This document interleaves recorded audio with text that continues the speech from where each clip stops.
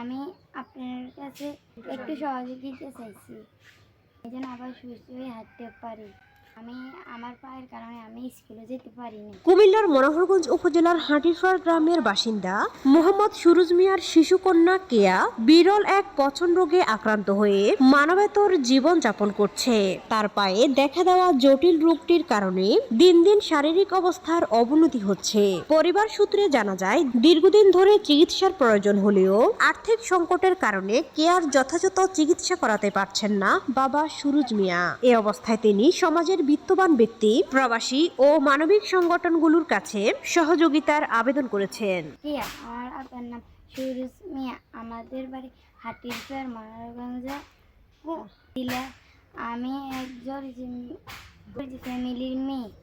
আমি আপনার কাছে একটু সহযোগিতা চাইছি, এই যেন আবার সুস্থ হয়ে হাঁটতে পারি। আমি আমার পায়ের কারণে আমি স্কুলে যেতে পারিনি।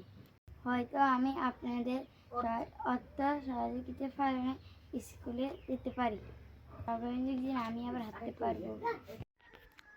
অসুস্থ কেয়া বলেন, আমি চাই সবার সহযোগিতা পেয়ে সুস্থ হয়ে আবার স্কুলে যেতে।